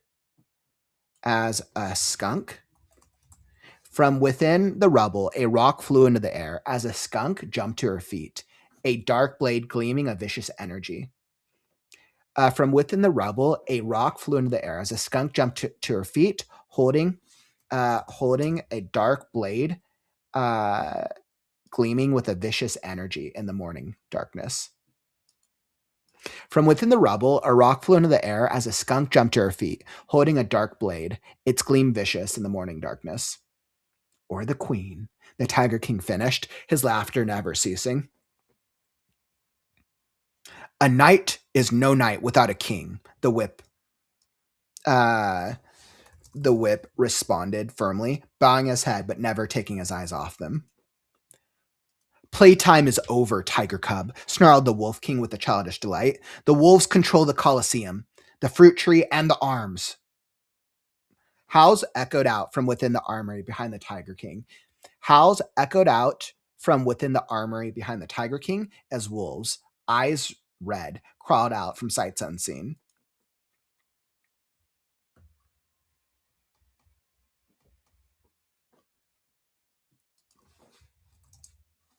Howls echoed out from within the armory behind the Tiger King. Howls echoed out from within the armory. Howls echoed out from within the armory as more wolves, eyes red, crawled out from sights unseen. Ha! The Tiger King barked. A king without a pawn has no kingdom. A king without a weapon is a fool, the Wolf King chided. The Tiger King snapped. The keys hooted as one, raising their weapons to the sky. The prisoners' collars glowed, and cries of pain and agony rose up as animals left and right fell to the ground, clutching at their necks. Scarecrow gasped as he fell to his hands, the others falling off his shoulders, and the world spun painfully around him. And like that, it stopped. Heavy breathing and angrier growls replaced them. Turning to the prisoners, the Tiger King bellowed, "Whoever can kill a wolf will be set free." Fishing from his pocket, the orange and gray gemstones, he tossed them sky high. The whip dove through the air, catching both gems and chucking them into the brazier. The bowl lit up with a magnificent orange-white glow as the energy coalesced, shot into the air, and brought the barrier down around the arena. There was a brief silence before the Colosseum erupted into a frenzy of fighting and chaos. Oh my goodness. Oh, that chapter. Such crazy, crazy stuff. Oh my goodness. There was a brief silence before the Colosseum erupted into a frenzy of fighting and chaos. Ah, this chapter. So much crazy stuff happening. Wow.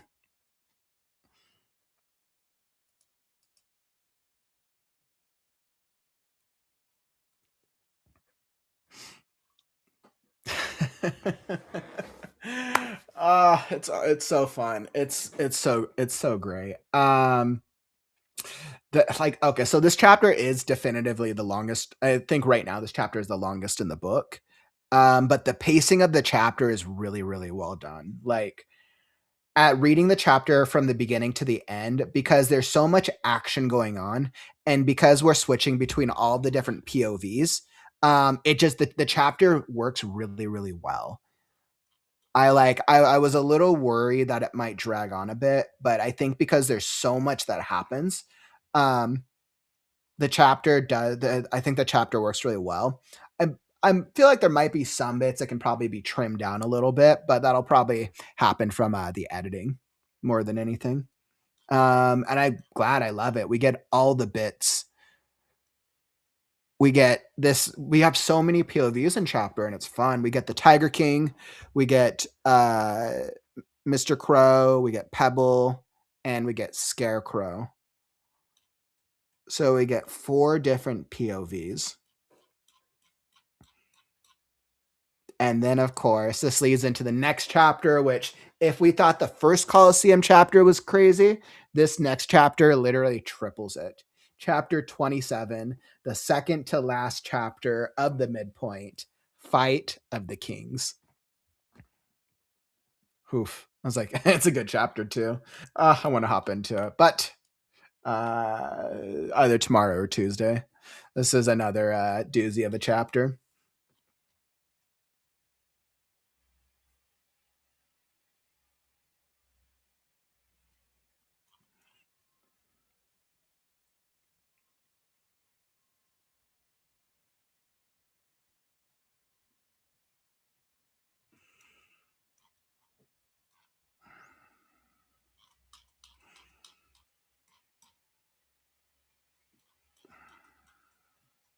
Wow. Such a good chapter. All right, my friends. So that was definitely quite some fun there. I feel like I am so glad at how that chapter turned out. Yeah, I wasn't sure what to expect going through this draft again, but I was like, yeah, it worked out really, really nicely. So awesome. That's all that I got for you today, my friends. Thanks for joining me for this writing sesh, just under 2 hours. I was like, it felt about right for that chapter, which means we got about 2 more days. Then I'll be done with this, with the revision for this part of the book, and I can finish sending Act 2 to readers for feedback. So very, very exciting. So excited. And that's all that I got for you today. Make sure to tap that like button if you enjoyed the stream. Help us show the algorithm that writing streams are cool. I will be back tomorrow for our Monday community updates. And make sure, if you haven't already, go join us in our weekly writing challenge. Our weekly writing challenge is a thing on the Discord. There's the weekly writing challenge where you can compete and be entered into our Hall of Heroes. And this week's challenge is an easy one, actually. I made this week super easy. All you have to do is come up with a single line for a cliffhanger. It can be original that you create for the challenge or from your book. So cliffhanger lines, let's see the best that you got. Looking forward to it. We'll be looking at them tomorrow with the community. 2 Pacific, 5 Eastern. We'll also have a special guest talking about a brand new writing seasonal community event that's starting this month. So join us tomorrow. We got some fun stuff. But unfortunately, that brings us to the end of the stream. Don't forget, words are wind, but stories are forever. I'm Kaufman, and I'll catch you on the morrow. Stay creative, writers. Words are wind, but stories are forever. I'm Kaufman, and I'll catch you on the morrow. Stay creative, writers. It's time to write now. Sorry.